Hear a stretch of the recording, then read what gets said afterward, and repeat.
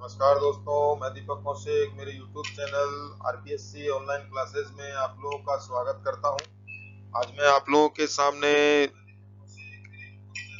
RPSC online class में स्वागत करता हूं। आज मैं आप लोगों के सामने रीट लेवल सेकंड एसएसटी का एक टॉपिक लेके आया हूं, जो कि माध्यमिक शिक्षा बोर्ड के द्वारा चलता है। क्लास 7 का चैप्टर 5 लेके आया हूं। पिछली वीडियो में मैंने chapter first, chapter second, chapter 4 and chapter 3 पढ़ाया था।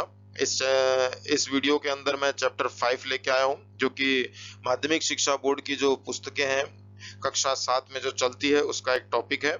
उसको मैं लेके आया हूं, जो कि read level SST second level के अंदर काफी महत्वपूर्ण भूमिका निभाता है। चलो मित्रों, अपन आरंभ करते हैं इसको। और एक बात याद रखिएगा, आप लोग मेरे इस वीडियो को देखने से पहले, देखने के साथ साथ इसको लाइक कीजिए एंड सब्सक्राइब कीजिए। आप लोग जब लाइक एंड सब्सक्राइब करते हैं तो जितने भी मैं आने वाला वीडियो अपने यूट्यूब चैनल पे अपलोड करूंगा वह सारे के सारे डायरेक्ट आप लोगों के पास पहुंच जाया करेंगे, जिससे आप लोगों का फायदा है। आप लोगों को अनावश्यक रूप से सर्च करने की आवश्यकता नहीं पड़ेगी। इसलिए मेरे इस चैनल को लाइक कीजिए, सब्सक्राइब कीजिए। इसके साथ साथ आप लोग शेयर भी कीजिए। आप लोग शेयर करेंगे तो उसमें ज्यादा से ज्यादा बच्चों को फायदा होगा, ज्यादा से ज्यादा स्टूडेंट्स को फायदा होगा। इसलिए मित्रों, आप लोग इसको शेयर करना ना भूलें। एक छोटा सा बटन होता है, उसको दबा दीजिए करें, जिससे कि थोड़ा फायदा हो। चलो मित्रों, स्टार्ट करते हैं अपन माध्यमिक शिक्षा बोर्ड के द्वारा संचालित कक्षा 7 की पुस्तक एसएसटी की, जिसका चैप्टर 5 है। स्टार्ट करते हैं। पहला ही ये 5वां चैप्टर है, पर्यावरण और लोक जीवन। पर्यावरण और लोक जीवन जो है मित्रों, वह अपने आप में बहुत महत्वपूर्ण भूमिका निभाता है, चाहे वह माध्यमिक शिक्षा बोर्ड का के द्वारा कंडक्ट करवाए गए एग्जाम हो, या फिर इसके साथ साथ आरपीएससी के द्वारा कंडक्ट करवाए गए एग्जाम हो, या अधीनस्थ बोर्ड के द्वारा कंडक्ट करवाए गए एग्जाम हो। प्रत्येक एग्जाम के अंदर इस प्रकार के प्रश्न आते ही आते हैं और ये अपने आप में बहुत महत्वपूर्ण भूमिका निभाता है। चलो अपन स्टार्ट करते हैं मित्रों। भौतिक, और ध्यान से सुनिएगा, क्योंकि ये जो चैप्टर है सिर्फ सुनने के चैप्टर है और सुनने से ही याद हो जाता है। कुछ नहीं करना है, अपने मोबाइल के ऊपर लीड लगानी है और कान के ऊपर लगा के आराम से आंख बंद करके लेट जाओ तल्लीनता से और सुनते रहो। सुनने से काफी हद तक याद हो जाएगा और एक एक लाइन माध्यमिक शिक्षा बोर्ड की पुस्तकों की इंपॉर्टेंट है मित्रों। चलो स्टार्ट करते हैं। भौतिक और जैविक परिवेश तथा उनके कारण जिनका प्राणी प्राणी के जीवन पर प्रभाव पड़ता है को पर्यावरण कहा जाता है। यानी जलवायु, मृदा, स्थलाकृति, वनस्पति, जीव जंतु आदि पर्यावरण के ही विभिन्न तत्व या कारक हैं। आपको याद होगा कि ये सारे तत्व एक दूसरे से मिलकर एक ऐसे परिवेश का निर्माण करते हैं जो अन्य परिवेशों से भिन्न होता है। अब वनस्पति और वन्य जीवन को ही ले, हम यह देख सकते हैं कि हर भौतिक या जलवायु प्रदेशों में वनस्पति एक जैसी नहीं होती है। बिल्कुल राइट बात है। जैसे कि पिछली कक्षाओं में मैं आप लोगों को बता चुका हूँ कि जैसा पर्यावरण होगा, जैसा वहाँ का माहौल होगा, उसी प्रकार की वहाँ की वनस्पति होगी। मैदान में पेड़ पौधे अलग हैं और पहाड़ों के अलग हैं। रेगिस्तान में या कम वर्षा के प्रदेशों में वनस्पति और वन्य जीवन भिन्न होता है। हम कह सकते हैं कि वनस्पति और वन्य जीवन जलवायु और स्थलाकृति का एक सम्मिलित रूप है। इसलिए विश्व के वनस्पति और पर्यावरणीय प्रदेश लगभग मिलते जुलते होते हैं। क्लियर होगी बात। इस संदर्भ में आपने पिछले अध्यायों में मैं बिल्कुल पढ़ा चुका हूँ। पिछले अध्यायों में जलवायु, भूमि और जल के विषय में विस्तार से पढ़ा है। इस अध्याय में आप पर्यावरण के एक प्रमुख घटक वन और वन्य जीवन के विषय में पढ़ेंगे। मनुष्य पर्यावरण का एक अभिन्न हिस्सा है। मनुष्य ने अपने उपयोग की तमाम वस्तुएं अपने आसपास के परिवेश से ही हासिल की है। इस प्रक्रिया में मनुष्य ने प्रकृति द्वारा प्रदत्त संसाधनों का अति दोहन कर पर्यावरण का और स्वयं अपना ही नुकसान किया। बिल्कुल सही है। मनुष्य ने अपनी भौतिक सुविधाओं को प्राप्त करने के लिए आए दिन पेड़ काटे हैं। पेड़ काटने के कारण पर्यावरण को काफी नुकसान हुआ है। क्लियर होगी बात मित्रों। साथ ही साथ मनुष्य ने अपने परिवेश की रक्षा और उसे उन्नत बनाने की भी चेष्टा की है। इस अध्याय में लोक जीवन द्वारा उठाए गए रोचक प्रसंगों की भी चर्चा हम करेंगे। क्लियर हो गई बात मित्रों। नेक्स्ट चलते हैं अपन। वृक्षों एवं झाड़ियों से ढके विस्तृत भूभाग को वन कहते हैं। किसी भौगोलिक परिवेश में स्थित वृक्ष, छोटे पौधे, झाड़ियां, घास, काई आदि को सम्मिलित रूप से वनस्पति कहा जाता है। प्राकृतिक वनस्पति भौगोलिक दशाओं में स्वतः विकसित होने वाला पादप समुदाय होता है जिसमें पेड़, पौधे, झाड़ियां व घास आदि को सम्मिलित करते हैं। अर्थात घास, झाड़ियां तथा पौधे जो बिना मनुष्य की सहायता के उगते हैं। इन पादप समुदायों में आकार, स्वरूप व ऊंचाई के आधार पर भिन्नता होती है। ये भिन्नता धरातलीय, उच्चावच एवं जलवायु के कारण होती है। जलवायु में बदलाव के कारण प्राकृतिक वनस्पतियों के प्रकार में भी बदलाव आता है। क्लियर हो गई बात मित्रों। नेक्स्ट चलें, वनों के प्रकार। विश्व के विभिन्न भागों में अलग अलग प्रकार की वनस्पतियां पाई जाती हैं, क्योंकि विश्व के भिन्न भिन्न भागों में जलवायु, मिट्टी, उच्चावच आदि में अंतर होता है। यदि अपन मानचित्र में देखें, मानचित्र एक यहाँ पे अगले पृष्ठ के ऊपर मानचित्र दिखाया जाएगा, जिसके अंदर आप लोगों को विश्व के अलग अलग भिन्नताओं या पर्यावरण में भिन्नताओं के आधार पर आपको जलवायु में भी परिवर्तन होता हुआ नजर आएगा। चलो मित्रों नेक्स्ट पेज पे चलते हैं अपन। नेक्स्ट पेज है, ये आप लोगों को एक मानचित्र दिया हुआ है। इस मानचित्र के आधार पर यहाँ पे बारीका से अपन देखते हैं तो यहाँ पे प्रत्येक की आकृति के आधार पर टुंड्रा प्रदेश अलग दिया हुआ है, आर्द्र प्रदेश अलग दिया हुआ है, सारी की सारी विश्व के वनस्पतिक प्रदेश है मित्रों। नेक्स्ट अपन चलते हैं, विश्व के विभिन्न भागों में पाई जाने वाली वनस्पतियां। उष्ण कटिबंधीय सदाबहार वन। ये उष्ण कटिबंधीय सदाबहार वनों के वृक्षों का एक डायग्राम आप लोगों की माध्यमिक शिक्षा बोर्ड की माध्यमिक शिक्षा बोर्ड की जो पुस्तक चलती है कक्षा 7 में, उसका चैप्टर है, इसके अंदर आप लोग देख सकते हैं। ये घने वन भूमध्य रेखा तथा उष्ण कटिबंध के पास पाए जाते हैं। इस बात को याद रखिएगा कि उष्ण कटिबंधीय सदाबहार वन कहाँ पाए जाते हैं। ये घने वन भूमध्य रेखा तथा उष्ण कटिबंधी बंध के आसपास पाए जाते हैं। ये वन अत्यधिक गर्म व अधिक वर्षा वाले क्षेत्रों में पाए जाते हैं। इस बात को याद रखना। ऐसी की ऐसी लाइन उतर के आती है आप लोगों के रीट के एग्जाम में। हम लोग क्या करते हैं कि माध्यमिक शिक्षा बोर्ड की पुस्तकों को हल्के में ले जाते हैं, लेकिन फिर जब एग्जाम के अंदर प्रश्न उतरता है तो हम लोग कहते हैं कि ये प्रश्न कहाँ से आया, इतना टिपिकल प्रश्न कैसे आया, किस प्रकार से आया, हम लोग खुद समझ नहीं पाते हैं। लेकिन वास्तव में यदि अपन रियलिटी देखें तो माध्यमिक शिक्षा बोर्ड की पुस्तकों में से रीट के अंदर बहुत ज्यादा प्रश्न उतरते हैं। बस जरूरत होती है कि प्रत्येक लाइन को ध्यान से सुने या ध्यान से पढ़े। तो मैं जो पढ़ा रहा हूं आप लोग ध्यान से सुनिएगा।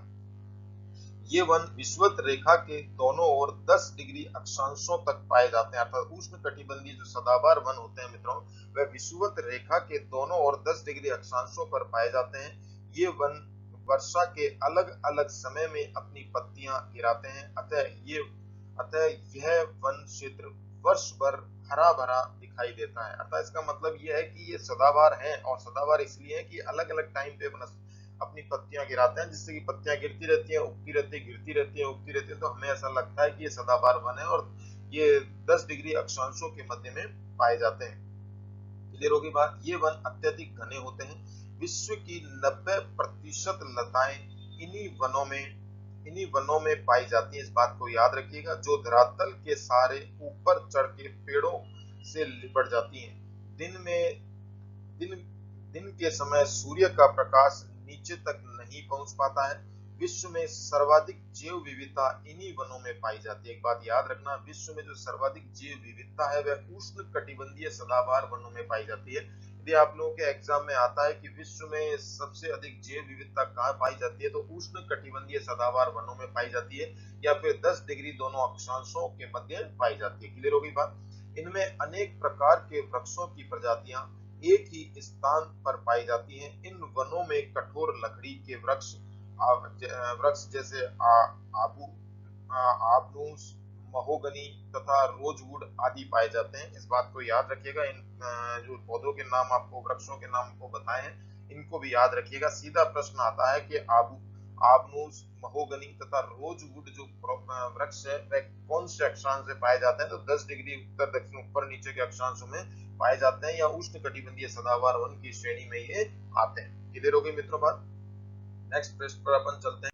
नेक्स्ट प्रश्न में अभी चलें तो अपने पास नेक्स्ट प्रश्न है, लकड़ी कठोर होने के बावजूद भी मानव इनका अधिक उपयोग नहीं कर पाया है, क्योंकि एक स्थान पर कई प्रजातियों के पेड़ पौधे एक साथ पाए जाते हैं, जिससे काटने में असुविधा होती है। विश्व में इनका सर्वाधिक विस्तार दक्षिण अमेरिका के अमेजन बेसिन, याद रखिएगा, दक्षिण अमेरिका के अमेजन बेसिन में सबसे ज्यादा उष्ण कटिबंधीय सदाबहार वनों का सबसे ज्यादा विस्तार है। सीधा प्रश्न आता है कि उष्णकटिबंधीय सदाबहार वनों का सबसे ज्यादा विस्तार कहाँ है, तो दक्षिण अमेरिका के अमेजन बेसिन में, जिसमें ब्रैकेट में दिया हुआ है ब्राजील, जहां उन्हें सेल्वा कहा जाता है। इस बात को याद रखिएगा कि ब्राजील में उष्णकटिबंधीय सदाबहार वनों को सेल्वा के नाम से जानते हैं, जिनमें पृथ्वी के फेफड़े कहा जाता है, जिन्हें पृथ्वी के फेफड़े कहा जाता है। डायरेक्ट प्रश्न आता है एग्जाम के अंदर कि पृथ्वी के फेफड़े किसे कहा जाता है, तो अमेजन बेसिन को पृथ्वी के फेफड़े कहा जाता है, जो कि उष्णकटिबंधीय सदाबहार वन है,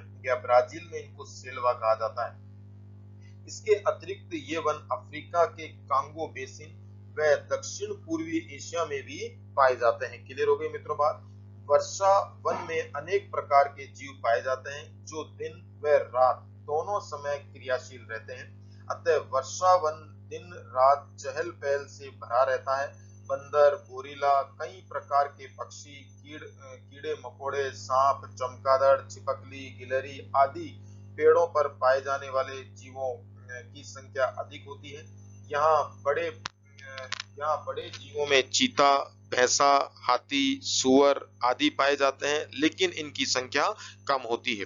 विश्व का सबसे बड़ा सांप इन्हीं वनों में पाया जाता है, जिन्हें एनाकोंडा कहते हैं। इस बात को याद रखिएगा कि विश्व का जो सबसे बड़ा सांप है एनाकोंडा, वह इन्हीं वनों में पाया जाता है। और कौन सा वन है, उष्णकटिबंधीय सदाबहार वन में ही एनाकोंडा पाया जाता है मित्रों। क्लियर हो गई बात। नेक्स्ट है उष्णकटिबंधीय पर्णपाती वन या पतझड़ी वन। क्लियर हो गई बात। इन्हें मानसूनी वन भी कहते हैं। इस बात को याद रखिएगा, सीधा एग्जाम में आता है कि मानसूनी वन किसे कहा जाता है, तो उष्णकटिबंधीय पर्णपाती वनों को ही मानसूनी वन कहा जाता है। ये वन वर्ष में एक बार शुष्क मौसम में जल संरक्षण हेतु 6 से 8 सप्ताह के लिए अपनी पत्तियां गिरा देते हैं, जैसे नीम, शीशम, महुआ, जामुन, साल तथा सागवान। यहाँ पाए जाने वाले कठोर लकड़ी के वृक्ष हैं। फर्नीचर बनाने के लिए सागवान सबसे अच्छी लकड़ी मानी जाती है। ये एग्जाम में आता है कि फर्नीचर बनाने के लिए सबसे उपयुक्त लकड़ी कौन सी है, सागवान है। इन वृक्षों की लकड़ी फर्नीचर, यातायात, निर्माण सामग्री एवं घरेलू सामान बनाने में काफी उपयोगी है। क्लियर होगी बात। दक्षिणी पूर्वी एशिया, दक्षिणी चीन, पश्चिमी द्वीप समूह, उत्तरी ऑस्ट्रेलिया, पूर्वी अफ्रीका तथा ब्राजील के तटीय क्षेत्रों में ये वन पाए जाते हैं। इस बात को याद रखिएगा। उष्णकटिबंधीय पर्णपाती जो वन है या पतझड़ी वन है, मुख्य रूप से कहाँ पाए जाते हैं, दक्षिण व दक्षिण पूर्वी एशिया में, दक्षिणी चीन में, पश्चिमी द्वीप समूह में, उत्तरी ऑस्ट्रेलिया में, पूर्वी अफ्रीका में तथा ब्राजील के तटीय क्षेत्रों में ये वन पाए जाते हैं। सीधा एग्जाम के अंदर आता है मित्रों, रीट के अंदर आप लोगों को इसको क्लिक करना होता है। रीट के साथ साथ ये लगभग सभी एग्जामों में आते हैं। यहाँ शाकाहारी व मांसाहारी दोनों प्रकार के अनेक जीव पाए जाते हैं। अनेक प्रकार के पक्षी व कीड़े मकोड़े के अलावा हाथी, घोड़ा, गैंडा, जंगली भैंसा, बाघ, शेर, हाथी, लोमड़ी, लंगूर, बंदर इन प्रदेशों में पाए जाने वाले मुख्य जानवर हैं मित्रों। क्लियर हो गई बात। अपन नेक्स्ट प्रश्न पे चलते हैं। 5वें नंबर का प्रश्न, ये उष्णकटिबंधीय पर्णपाती वन है, ये जंगली भैंसा, ये चित्र में आप लोगों को दिए गए हैं। ये शीशम का वृक्ष है, ये महुआ का वृक्ष है, ये नीम का वृक्ष है। ये पर्णपाती वन है जो कि समय के आधार पर अपने पत्तों को झाड़ दिया करते हैं। अब है शीतोष्ण कटिबंधीय सदाबहार वन।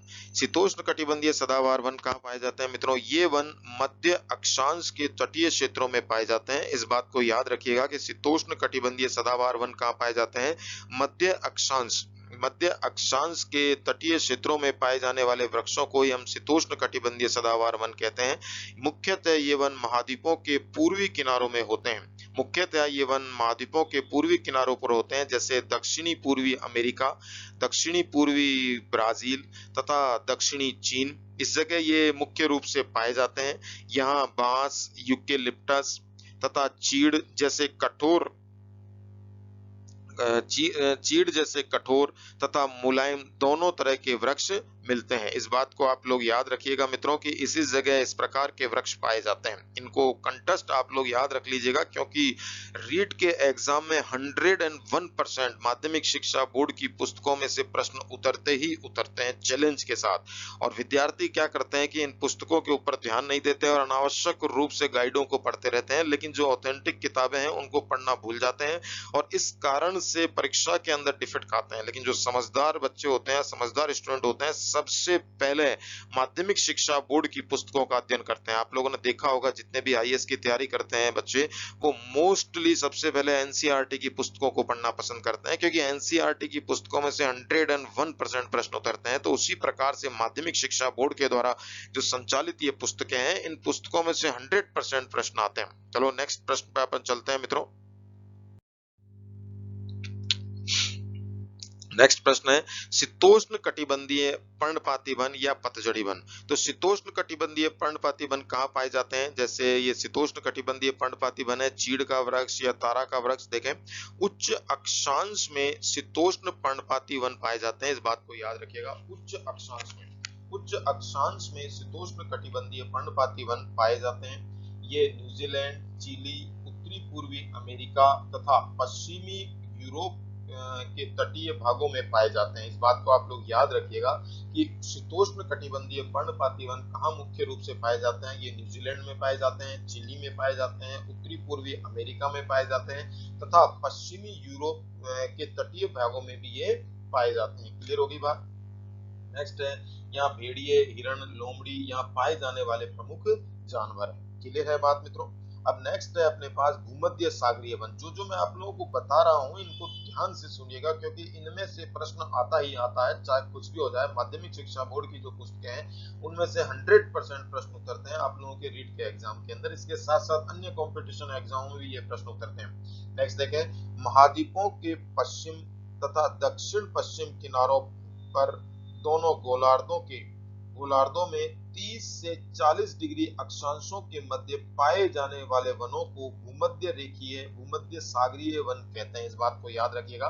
30 से 40 डिग्री अक्षांशों के दोनों गोलार्धों के अक्षांशों के मध्य में जो वन पाए जाते हैं वह भूमध्य सागरीय वन कहलाते हैं, क्योंकि इस प्रकार की वनस्पति भूमध्य सागर के निकट के क्षेत्रों में अधिक पाई जाती है। ये वन पश्चिमी एशिया, उत्तरी अफ्रीका, दक्षिणी यूरोप में भूमध्य सागर के किनारों पर पाए जाते हैं। इसके अतिरिक्त ये वन संयुक्त राज्य अमेरिका के पश्चिमी भाग में स्थित कैलिफोर्निया, दक्षिणी अफ्रीका के दक्षिणी पश्चिमी भाग में, दक्षिणी अमेरिका के मध्य चिली में एवं दक्षिण पश्चिमी ऑस्ट्रेलिया में पाए जाते हैं। इन प्रदेशों में ग्रीष्म काल शुष्क व शीत काल में वर्षा होती है। जैतून, अंगूर, संतरा, अंजीर तथा नींबू वर्गीय खट्टे फलों की सर्वाधिक कृषि विश्व के इसी क्षेत्र में की जाती है। इस बात को याद रखिएगा कि जितने खट्टे फलों की जो कृषि होती है विश्व में सर्वाधिक कहाँ होती है?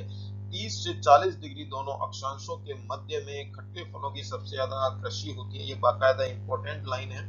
फलों की कृषि के कारण भूमध्य सागरीय प्रदेश विश्व का फलोद्यान भी कहा जाता है। देखो, डायरेक्ट प्रश्न आया है और इस प्रकार के प्रश्न आप लोगों को गाइडों में देखने को नहीं मिलते हैं। ये डायरेक्ट माध्यमिक शिक्षा बोर्ड की पुस्तकों में से सीधे के सीधे ऐसी की ऐसी लाइन उतरती हुई आप लोगों के एग्जाम में आती है और हम लोग वहां पर कंफ्यूज हो जाते हैं कि यह कहां से आया है और किधर से आया है। इसलिए मित्रों, आप लोग माध्यमिक शिक्षा बोर्ड की जितनी भी पुस्तकें हैं उनको डायरेक्ट देखने का प्रयास करें और ध्यान से पढ़ें। इनमें से 101% प्रश्न उतरता है, एक गारंटी के साथ होता है। जिस प्रकार से सिविल जो आईएएस की तैयारी करते हैं बच्चों, वो एनसीईआरटी की पुस्तकों पर ज्यादा फोकस करते हैं क्योंकि उनमें से 100% प्रश्न आता है। उसी प्रकार से माध्यमिक शिक्षा बोर्ड की पुस्तकों में से भी 100% प्रश्न आता है।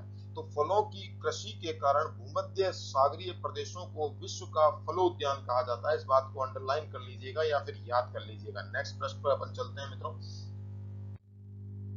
नेक्स्ट प्रश्न है शंकुधारी या कोणधारी वन, जिन्हें हम टेगा कहते हैं। शंकुधारी या कोणधारी वन जिन्हें हम टेगा के नाम से जानते हैं। अब इसके अंदर अपन पढ़ने का प्रयास करते हैं मित्रों।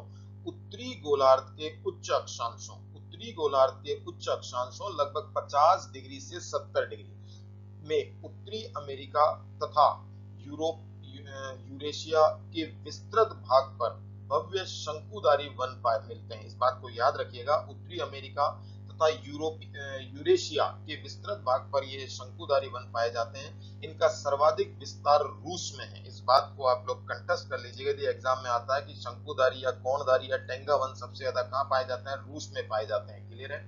दक्षिणी गोलार्ध में ये वन नहीं पाए जाते क्योंकि इन अक्षांशों में दक्षिणी गोलार्ध में स्थल भाग का अभाव है। क्लियर हो गई बात? इन्हें कनाडा में टेगा वन या टेंगा वन भी कहते हैं। अधिक ठंडी जलवायु व बर्फबारी के कारण इन वनों की पत्तियां नुकीली होती हैं। इनमें मुलायम व नरम लकड़ी वाले सदाबहार वृक्ष होते हैं। कागज बनाने की लुगदी अधिकांशतः इन्हीं से बनाई जाती है। इस बात को याद रख लेना। यह प्रश्न कई बार आ चुका है कि कागज बनाने वाला जो पेड़ होता है वह अमुक में से कौन सा होता है। तो टेगा जो वन होता है, टेगा जो वृक्ष होता है, उसी से कागज बनाया जाता है। और इसकी प्रकृति क्या होती है? शंकुधारी या कोणधारी वन होते हैं। इनकी प्रकृति यह होती है। एग्जाम में आता है तो आपको काला करना पड़ेगा। माचिस व पैकिंग के डिब्बे बनाने के लिए भी इनकी लकड़ी का प्रयोग किया जाता है। तो इस बात को भी आप लोग याद रखिएगा कि माचिस और जो लकड़ी है, माचिस बनाने या पैकिंग या डिब्बे बनाने के लिए जिस लकड़ी का प्रयोग किया जाता है वह शंकुधारी या कोणधारी वृक्षों का ही प्रयोग किया जाता है। सीधा प्रश्न उतरता है। प्रमुख वृक्ष देवदार, चीड़, लार्च, स्प्रूस, पाइन, बर्च, फर आदि हैं। ये वृक्षों की प्रकृति बताई गई है कि ये जो वृक्ष होते हैं, इन वृक्षों से ही माचिस या पैकिंग के डिब्बे तैयार किए जाते हैं। और ये प्रमुख शंकुधारी वृक्ष हैं या कोणधारी वृक्ष हैं। झाड़ियां, काई, लाइकेन आदि भी यहाँ पाई जाती हैं। बारहसिंगा, लोमड़ी, ध्रुवीय भालू जैसे जानवर यहाँ अधिक पाए जाते हैं। इस बात को आप लोग याद रखिएगा। नेक्स्ट है घास, उष्ण कटिबंधीय घास के मैदान। यदि अपन उष्ण कटिबंधीय घास के मैदान देखें तो ऐसे वन भूमध्य रेखा के दोनों ओर उष्ण कटिबंधीय क्षेत्रों तक फैले हैं तथा भूमध्य रेखा के किसी भी तरफ उग सकते हैं। इनका कोई फिक्स नहीं है कि ये किस तरफ उगेंगे। भूमध्य रेखा के किसी भी तरफ ये उग सकते हैं। यह वनस्पति निम्न से मध्य वर्षा वाले क्षेत्रों में पैदा होती है। यह लगभग 2 से 4 मीटर की ऊंचाई तक बढ़ सकती है। इस बात को याद रखिएगा। अफ्रीका के सवाना के घास के मैदान जो विश्व में सबसे बड़े हैं। यदि एग्जाम में आता है कि विश्व में सबसे बड़े घास के मैदान कहां पर स्थित है, तो अफ्रीका के अंदर स्थित है। या विश्व में सबसे बड़े घास के मैदान किस नाम से जाने जाते हैं, तो सवाना के नाम से जाने जाते हैं। इस बात को भी आप लोगों को याद रखना है। इसी प्रकार के हैं। इन्हें अफ्रीका में सवाना, ब्राजील में कंपोस, वेनेजुएला में लानोस कहते हैं। ये जो आप लोगों को दिखा रहा हूं मैं आपकी स्क्रीन के ऊपर, अफ्रीका में सवाना, ब्राजील में कंपोस और वेनेजुएला में लानोस कहते हैं। तो ये आप लोगों के एग्जाम में कॉम्प्लेक्स टाइप प्रश्न के रूप में उतरते हैं, अर्थात मिलान कीजिए के रूप में उतर जाते हैं कि मिलान कीजिए। और हम लोग क्या करते हैं कि हम लोग सोचते हैं इतना टिपिकल प्रश्न कैसे आ गया, कैसे मिलान करेंगे। तो ये प्रश्न सामान्य प्रश्न है जो कक्षा 7 में से पूछा गया है। यह मुख्यतः हिरण, तेंदुआ, हाथी, ज़ेब्रा, जिराफ आदि जानवर यहाँ पर पाए जाते हैं। मित्रों, क्लियर हो गई बात। नेक्स्ट प्रश्न के ऊपर अपन चलते हैं। नेक्स्ट प्रश्न आप लोगों की स्क्रीन पर आ चुका है। यहाँ पर उष्ण कटिबंधीय घास के मैदान है तथा यहाँ शीतोष्ण कटिबंधीय घास के मैदान है। नेक्स्ट टॉपिक है अपना शीतोष्ण कटिबंधीय घास के मैदान। ये मध्य अक्षांशीय क्षेत्रों और महाद्वीपों के भीतरी हिस्सों में मिलते हैं। यहाँ मुख्यतः छोटी व पौष्टिक घास पाई जाती है। इस बात को याद रखना। घास के साथ साथ ओक, पाइन, एल्म, पेमिल, अर्च, ऑस्केन, बिलो आदि के वृक्ष भी पाए जाते हैं। कई बार एग्जाम के अंदर वृक्षों के नाम आ जाते हैं और पूछ लेते हैं कि यह वृक्ष कहाँ पर पाए जाते हैं या कौन सी प्रकृति के वृक्ष हैं। तो हमारे को ये याद होना चाहिए कि ये वृक्ष शीतोष्ण कटिबंधीय घास के मैदानों में पाए जाते हैं। क्लियर होगी बात। इन घास स्थलों में शाकाहारी जीवों की अधिकता होती है। इन क्षेत्रों में सामान्य तौर पर हिरण, बाइराइन, एंटीलोप, जंगली भैंस, खरगोश, ज़ेब्रा, गाय, शेर, भेड़िए, लोमड़ी, बाज, चिड़िया व बिलों में रहने वाले जीव पाए जाते हैं। इनका सर्वाधिक विस्तार यूरेशिया के मध्यवर्ती भाग में है, जहां इन्हें स्टेपी कहा जाता है। इस बात को याद रखिएगा कि स्टेपी प्रदेश कहाँ स्थित है, तो शीतोष्ण कटिबंधीय घास के मैदानी क्षेत्रों में ही स्टेपी प्रदेश स्थित है। इस बात को याद रखना। इन मैदानों को अर्जेंटीना में पम्पास कहते हैं, उत्तरी अमेरिका में प्रेरी कहते हैं, दक्षिणी अफ्रीका में विल्ड कहते हैं तथा ऑस्ट्रेलिया के अंदर डाउन्स कहा जाता है। इस बात को आप लोग याद रखिएगा। ये डायरेक्ट पूछा जाता है एग्जाम के अंदर मिलान करने के लिए। कॉम्प्लेक्स टाइप एग्जाम प्रश्न आता है और आप लोगों ने देखा होगा, चाहे वह आईएएस का एग्जाम हो, चाहे आरएस का एग्जाम हो, चाहे वह एलडीसी का हो, चाहे कृषि सुपरवाइजर का हो, चाहे माध्यमिक शिक्षा बोर्ड के द्वारा कंडक्ट करवाया हुआ रीट का एग्जाम हो, प्रत्येक एग्जाम में एक या दो प्रश्न ऐसे आते हैं जो कि डायरेक्ट पूछे जाते हैं कॉम्प्लेक्स टाइप, अर्थात मिलान कीजिए। तो मिलान करने वाले प्रश्न इसी प्रकार के आते हैं। आप लोगों के एक तरफ लिख दिया जाएगा अर्जेंटीना, उत्तरी अमेरिका, दक्षिणी अफ्रीका और ऑस्ट्रेलिया, और दूसरी तरफ सीधा लिख दिया जाएगा मिलान करने के लिए, एक तरफ लिख दिया पंपास, प्रेयरी, वेल्ड और डाउन्स। अब मिलान कीजिए या कौन सा सही है। इस प्रकार के प्रश्न आप लोगों के एग्जाम में पूछे जाते हैं और ये सीधे माध्यमिक शिक्षा बोर्ड की पुस्तकों में से आते हैं। चलो मित्रों, नेक्स्ट प्रश्न पे अपन चलते हैं। नेक्स्ट प्रश्न आप लोगों के स्क्रीन पर है। उष्णकटिबंधीय मरुस्थलीवन महाद्वीपों के पश्चिमी भागों में 20 डिग्री से 30 डिग्री अक्षांशों के मध्य उष्णकटिबंधीय रेगिस्तानों में पाए जाने वाली वनस्पति कटीली झाड़ियां कहलाती हैं। अधिक तापमान व कम वर्षा अर्थात 25 सेंटीमीटर से कम वर्षा के कारण इस वनस्पति की ऊंचाई कम, पत्तियां छोटी मोटी, छाल मोटी व जड़ें गहरी होती हैं ताकि ये लंबे शुष्क काल में जीवित रह सके।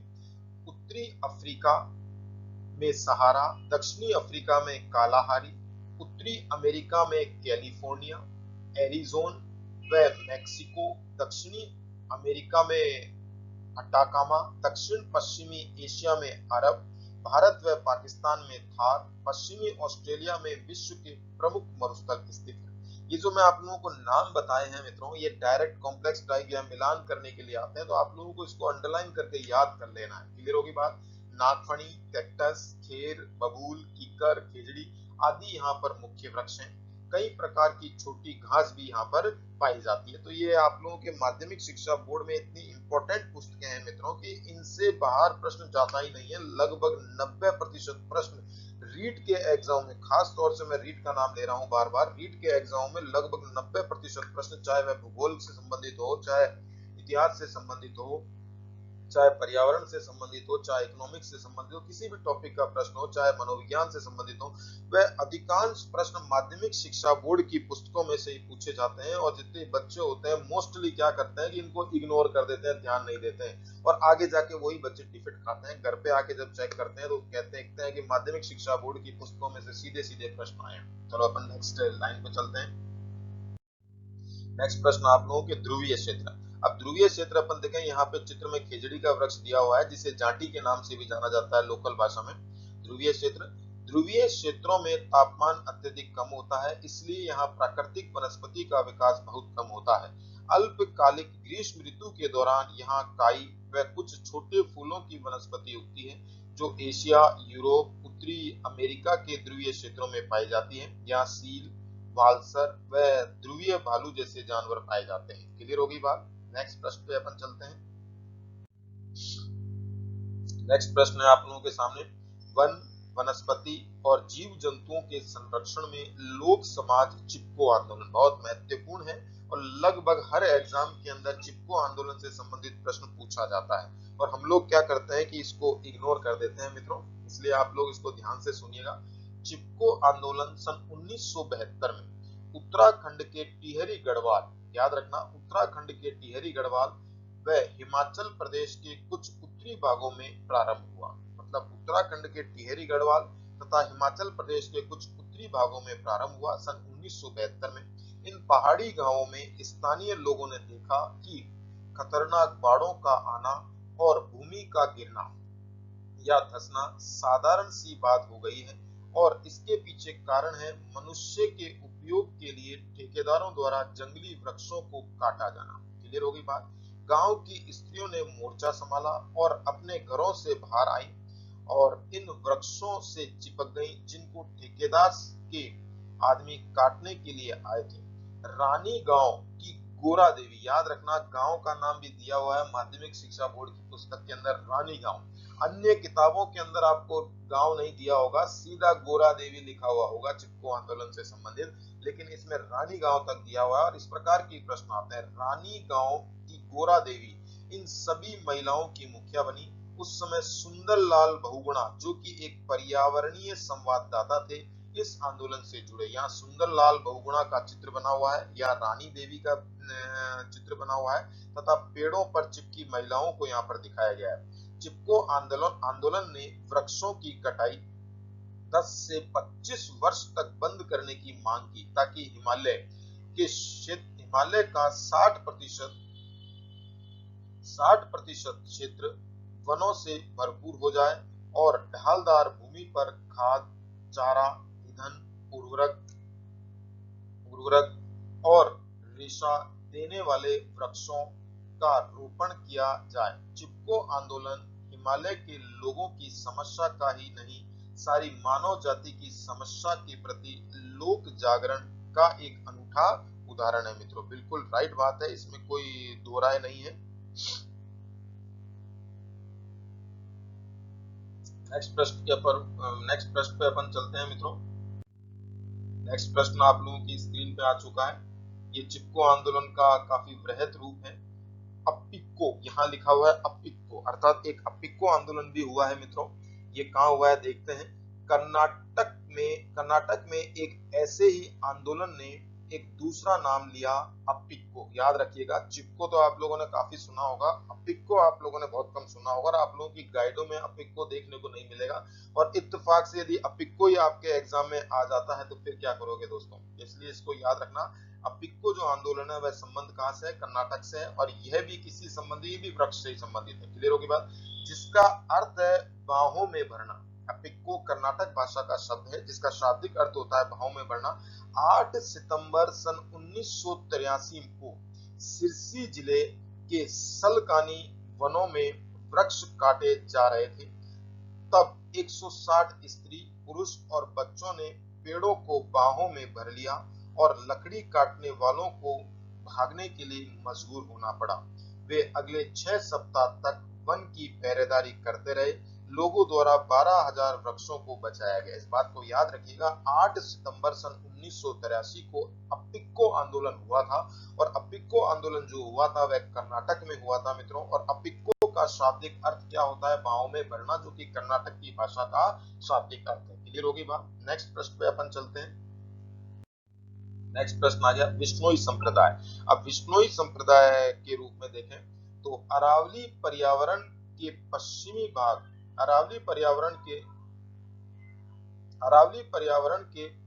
भाग में विश्नोई संप्रदाय निवास करता है। बिल्कुल राइट है, इस बात को याद रखना। यह संप्रदाय प्रकृति प्रेमी तथा अहिंसा का पुजारी है। जिन गांवों में विश्नोई निवास करते हैं उन गांवों के आसपास के क्षेत्र में कोई व्यक्ति शिकार नहीं कर सकता। इस कारण राजस्थान में हिरण, नीलगाय तथा खरगोश आदि पशु निर्भर होकर विचरण करते हैं। विश्नोई समाज का संकल्प है सिर साटे रूक रहे तो भी सच्चो जान। इसका शाब्दिक अर्थ है कि यदि गर्दन कट जाती है और गर्दन कटने पर भी यदि एक पेड़ भी सुरक्षित रहता है तो भी आप इसको सस्ता समझना, क्योंकि एक पेड़ 100 आदमियों को जीवन देता है। इसलिए सिर साटे रूट रहे तो भी सच्चा जान। क्लियर हो गई बात, अर्थात सिर कटवा कर वृक्ष बच जाता है तो भी इसको सस्ता सौदा है। क्लियर होगी बात। खेजड़ली का बलिदान। राजस्थान राज्य के जोधपुर जिले के खेजड़ली गांव में अमृता देवी बिश्नोई स्मृति कृष्ण मृग पार्क स्थापित किया गया है। इस बात को याद रखना कि जोधपुर जिले के खेजड़ली गांव में अमृता देवी बिश्नोई स्मृति कृष्ण मृग पार्क स्थापित किया गया है। यहाँ अमृता देवी ने 1730 ईस्वी में 363 स्त्री पुरुषों सहित वृक्षों को बचाने हेतु बलिदान दिया था। प्रतिवर्ष यहाँ विश्व का एकमात्र वृक्ष मेला लगता है। इस बात को याद रखना कि विश्व में सिर्फ एक वृक्ष मेला लगता है, मात्र एक जगह वृक्ष मेला लगता है, वो है खेजड़ली गांव जो कि जोधपुर में स्थित है। इस बात को आप लोग याद रखिएगा मित्रों। क्लियर होगी बात। वनो उन्मूलन। मानवीय क्रियाकलापों द्वारा वन क्षेत्र में होने वाले जैविक संपदा के ह्रास को ही वन उन्मूलन कहते हैं। वर्तमान में वनों के निरंतर होने वाले उन्मूलन से पूरे विश्व में पर्यावरण की दृष्टि से संकट की स्थिति उत्पन्न हो गई है। वन उन्मूलन के प्रमुख कारण हैं वनों की व्यापारिक कटाई, घरेलू ईंधन के लिए लकड़ी की अधिकाधिक खपत, विकास परियोजनाएं, वन भूमि का कृषि भूमि में परिवर्तन, स्थानांतरित कृषि, अत्यधिक तथा अप्रतिबंधित पशुचारण, वन भूमि का चारागाह, भूमि के परिवर्तन, खनन, उद्योग, पर्यटन, प्रदूषण, अम्ल वर्षा, पुनर्वास और वनस्पतियों को बेदखल करने वाली एवं अन्य आर्थिक व सामाजिक विकास की परियोजनाएं आदि। ये वनोन्मूलन के कुछ कारण बताए गए हैं मित्रों। ये डायरेक्ट आ जाता है कि अमुक में से वनोन्मूलन का कौन सा कारण नहीं है, तो आप लोगों को याद रखना है। साथ ही वनों में लगने वाली आग, कीटाणु, रोग, अनावृष्टि और बाढ़ों के कारण भी वनों का ह्रास होता है। ये तो प्राकृतिक है मित्रों, लेकिन जो अप्राकृतिक है, मनुष्य के द्वारा करी गई है, वह ये ऊपर वाली है। क्लियर होगी बात। नेक्स्ट प्रश्न पे अपन चलते हैं। नेक्स्ट प्रश्न है, वनों उन्मूलन के परिणाम क्या सामने आते हैं। वनों उन्मूलन के कई दुष्परिणाम सामने आ रहे हैं, जैसे कि वायुमंडल में कार्बन डाइऑक्साइड की वृद्धि होना, जैव विविधता का ह्रास होना, वनस्पतियों एवं वन्य जीवों के अभाव, आवास का समाप्त होना, वनों पर आधारित ग्रामीण कुटीर उद्योगों का समाप्त होना, सूखा, अकाल, बाढ़, भूमि अपरदन तथा रेगिस्तान के विस्तार होना, मौसम व जलवायु में परिवर्तन, हरित गृह प्रभाव में वृद्धि होना, पर्वतीय क्षेत्रों में भूस्खलन की घटनाओं में वृद्धि होना, IUCN की लाल किताब में दर्ज तेजी से विलुप्त हो रहे कुछ वन्य जीवों के चित्र यहाँ दिए हुए हैं, इसको आप लोग ध्यान से देखें। नेक्स्ट दिया हुआ है वन संरक्षण के उपाय। हम वन संरक्षण के उपाय किस प्रकार से ले सकते हैं, देखें मित्रों। वनों का संरक्षण करना अति आवश्यक है। वनों की अंधाधुंध कटाई पर रोक, लकड़ी के विकल्पों की खोज एवं उनका अधिकाधिक उपयोग, स्थानांतरित कृषि पर रोक, अनियंत्रित पशुचारण पर रोक, आवास का निर्माण बंजर भूमि पर, विकास कार्यों और विकास योजनाओं का क्रियान्वयन वन रहित भूमि पर किया जाए, आम आदमी को जागृत किया जाए, वनों के संरक्षण व विकास के लिए अधिकाधिक वन भूमि को वन्य जीव अभ्यारण्य व राष्ट्रीय उद्यान घोषित किए जाएं, अवैधानिक तरीके से वनों को काटने वाले के खिलाफ कड़ी कार्रवाई की जाए, प्रत्येक व्यक्ति को वर्ष में एक पेड़ लगाने चाहिए और वन संरक्षण को एक जन क्रांति में बनाया जाए आदि उपाय है, जिससे कि वनों को काटने से रोका जा सकता है या वनों को उनकी वृद्धि की जा सकती है। नेक्स्ट प्रश्न पे अपन चलते हैं मित्रों। नेक्स्ट प्रश्न आप लोगों के पास शब्दावली है। इसके साथ साथ कुछ प्रश्न भी हैं आप लोगों के होमवर्क के लिए, आप लोग कीजिएगा तथा इसके साथ साथ मेरे कमेंट बॉक्स में जरूर इसके आंसर दीजिएगा। सेल्वा, ब्राजील में स्थित उष्ण कटिबंधीय सदाबहार वनों को सेल्वा कहते हैं, ये बाकायदा आप लोग याद कर लीजिएगा। वनों उन्मूलन, वनों की जैविक संपदा का ह्रास वनों उन्मूलन कहलाता है। अनावृष्टि, वर्षा का कम होना।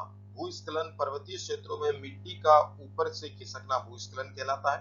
कुछ प्रश्न दिए हुए हैं कक्षा 7 के चैप्टर 5 के अंदर, आप लोग देखिए। विषुवत रेखा के दोनों ओर 10 डिग्री अक्षांशों में पाए जाने वाले वन कहलाते हैं कोणधारी वन, शीतोष्ण सदाबहार वन, उष्ण कटिबंधीय सदाबहार वन और भूमध्य सागरीय वन। ये मित्रों आप लोगों के लिए है, आप लोग इसको बताइएगा, मैं पढ़ा चुका हूँ। नेक्स्ट, विश्व का एकमात्र वृक्ष मेला राजस्थान में किस जिले में लगता है, ये भी आप लोगों को बताना है कि अजमेर में लगता है, जयपुर में लगता है या जोधपुर में या कोटा के अंदर। क्लियर होगी बात मित्रों। नेक्स्ट प्रश्न पे अपन चलते हैं। नेक्स्ट प्रश्न आप लोगों के सामने है कि नीचे दिए गए घास के मैदानों को इनसे जुड़े सही देशों से जोड़ें तथा स्पष्ट करें कि कौन सा कटिबंधीय और कौन सा शीतोष्ण। कितना अच्छा प्रश्न है और इस प्रकार के ही प्रश्न आप लोगों के एग्जाम में आते हैं मित्रों। जैसे llanos, savanna, steppe, prairie, campos, pampas और डाउन्स, ये सारे मैंने अभी थोड़ी देर पहले आप लोगों को स्टडी करवाए हैं। तो यदि आप लोगों के समझ में नहीं आया तो इस वीडियो को रिपीट करके आप लोग देख सकते हैं। देश का नाम दिया हुआ है ब्राजील, ऑस्ट्रेलिया, उत्तरी अमेरिका, अफ्रीका, वेनेजुएला, यूरेशिया और अर्जेंटीना, ये सारे दिए हैं और यहाँ पर कटिबंध दिया हुआ है। आप लोगों का होमवर्क है मित्रों, इसको आप लोग बताइएगा और सरल करने का प्रयास कीजिएगा। नीचे दिए गए वन्य जीवों को उपयुक्त वनों के प्रकार पे सुमेलित कीजिए। गोरिल्ला कहाँ पाया जाता है, जंगली भैंसा, बारहसिंगा ऊंट, जैसे इसके आगे दिया है मरुस्थलीय वन, कोणधारी वन, उष्ण कटिबंधीय सदाबहार वन और उष्ण कटिबंधीय पर्णपाती वन। ये सारे के सारे आप लोगों के प्रैक्टिस पेपर है, जिसको आप लोग सरल कीजिएगा। इसके साथ ही मित्रों मैं विदा लेता हूँ और दोबारा एक और नए वीडियो के साथ आप लोगों के सामने प्रेजेंट होता हूँ नया टॉपिक लेकर। इसके साथ साथ आप लोग मेरे इस चैनल को लाइक भी कीजिए और सब्सक्राइब भी कीजिए। नमस्कार मित्रों।